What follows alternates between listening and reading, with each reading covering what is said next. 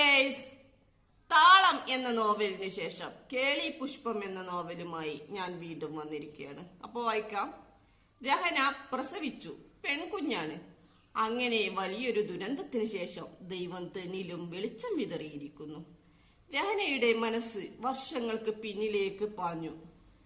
മനോഹരമായ സ്കൂൾ മൈതാനം, അവിടെ വരി വരിയായി പൂത്തു നിൽക്കുന്ന വാഗമരങ്ങൾ, വാഗമരങ്ങളിൽ നിന്നും ചുവന്ന പൂക്കൾ അടർന്നു വീഴുന്നുണ്ട്.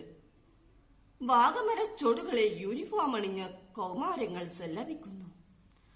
അവർക്കിടയിലേക്ക് ഒരു പെൺകുട്ടി നടന്നു വരുന്നു. അവൾക്കെതിരെ ചുണ്ടിൽ ഒരു പുഞ്ചിരിയുമായി ആൺകുട്ടിയും നടന്നു വരുന്നു.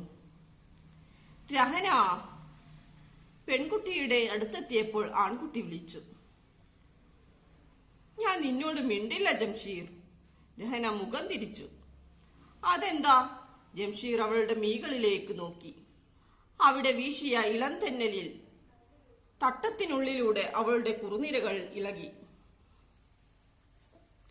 2 ദിവസമായി എന്നെ കാണാൻ വന്നിട്ട്, രഹന പറഞ്ഞു. ജംഷീർ ചിരിച്ചു. 10ാം ക്ലാസ്സിൽ പഠിക്കുന്ന രഹനയും +2 പഠിക്കുന്ന ജംഷീറും പ്രണയത്തിലാണ്. നിന്നെ ഞാൻ എത്രമാത്രം സ്നേഹിക്കുന്നുണ്ടെന്നറിയോ ജംഷീർ?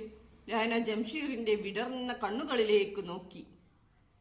അറിയാം പെണ്ണെ എന്ന് പറഞ്ഞുകൊണ്ട് അവളുടെ ഉതിർന്നു വീണ തട്ടം ശരിയാക്കി കൊടുത്തു ജംഷീർ. നിം നിം നിം.